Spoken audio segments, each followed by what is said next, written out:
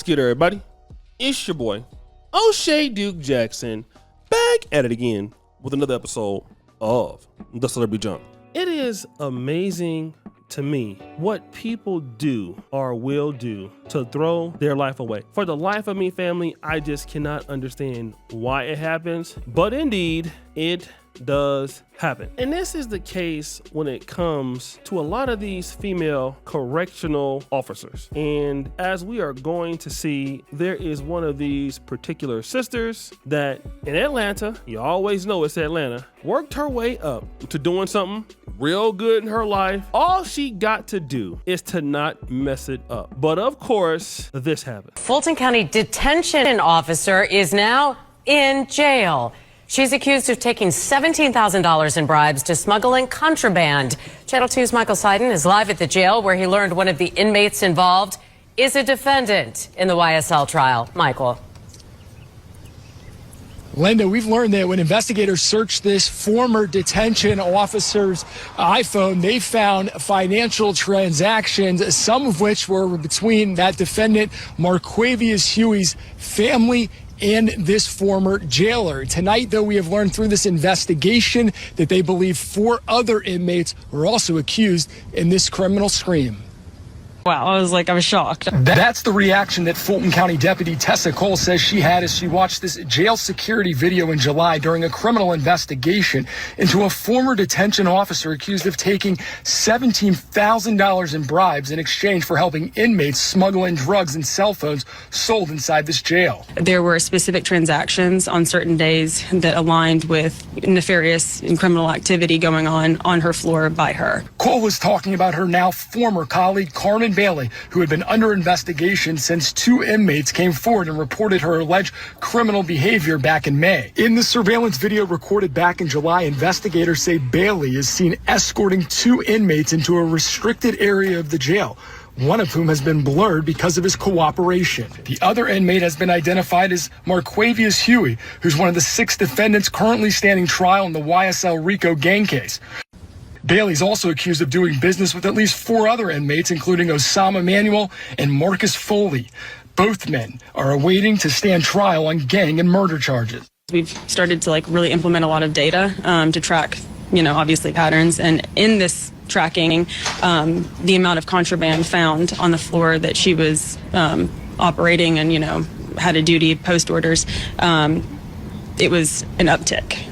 Now, this lady, her name is Carmen Bailey. She has been accused of accepting $17,000 in bribes from inmates and their families, including a defendant in the high-profile YSL case. This lady allegedly smuggled drugs and other contraband into the jail by collaborating with the family of Marquavius Huey, one of the 6 defendants in the trial involving rapper Young Thug. Now look at what she was doing. According to court records, she accepted these bribes through Apple Pay, smuggling drugs and cell phones. Now, she just started this job in September 2023, resigning in August 2024 after 2 inmates reported her activities. Now, let me just talk about this. This is what people don't know about criminals. Criminals are the biggest snitches. They always telling on somebody. And you thinking that because you want to earn some extra little money, which is $17,000. First of all, what are you going to do with $17,000? It's not like $17,000 will change your life. Now, it might help change your life if you know what to do with it, if you have somewhere to put it, somewhere to make it grow. But you know what? Most people don't have where to go to do that money, okay? They just don't. So now you done ruined your damn life. You ruined it. And then those pookies done told on you. How many times have I saw this? Now let me just say this, okay? I know of a story of a sister, good lady at the time, okay? She basically was one of these ladies that she was nice, she had a big booty and everything like that. But some of the other brothers like myself, we couldn't get to her, man. We just, we was struggling, man. She wasn't really dealing with us. But she had a boyfriend that was in the streets. Okay, I don't want to call the boyfriend's name because the dude is he's actually dead now. But she was beautiful, big old booty. I cannot stress on a big old booty. Anyways, he used to do stuff like get apartments in her name, okay? Get cars in her name, do all kind of stuff in her name, right? Now, what will happen was at this particular time, basically she didn't know that the dude's criminal activities, it was set up for her to take the fall. Every chance you get, he breaking in, the police coming into the house, the police doing this, the police doing that, they break in and they come in looking for her or looking for the dude.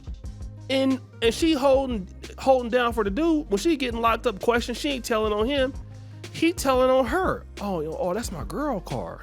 Oh, that's my girl stuff. That's my girl's this and that. Just like a straight up sucker. I'm like, what kind of dude has a woman and basically you are telling this woman that it's her fault. You telling the police that she's the orchestrator and she don't even know. She don't know. You know what I'm saying? And then she ruined her life. Then they end up finding out who was really, what was really on it and everything.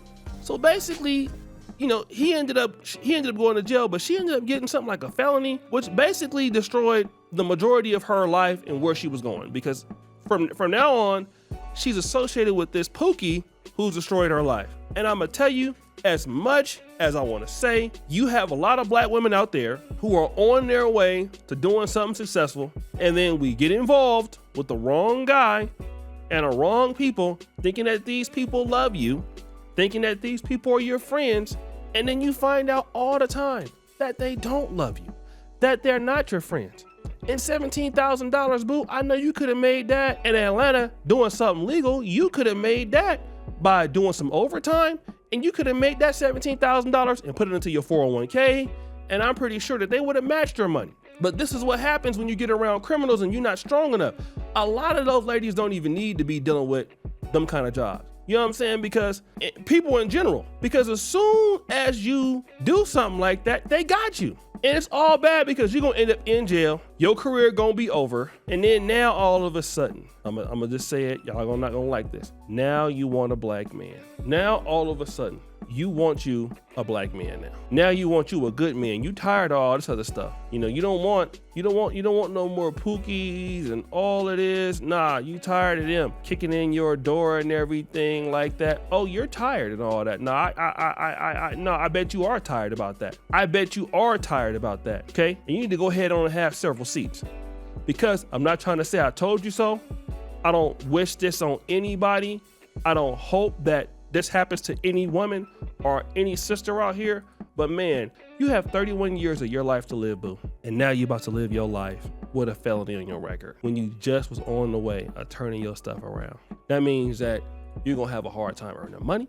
And the dudes that you was trying to help, they gone. They don't care about you, on to the next. So guys, what do you think? It's your boy, Shady Jackson, back at it again with another episode of The Celebrity Junk. I appreciate you for all that you do. Subscribe to the bell. We're out.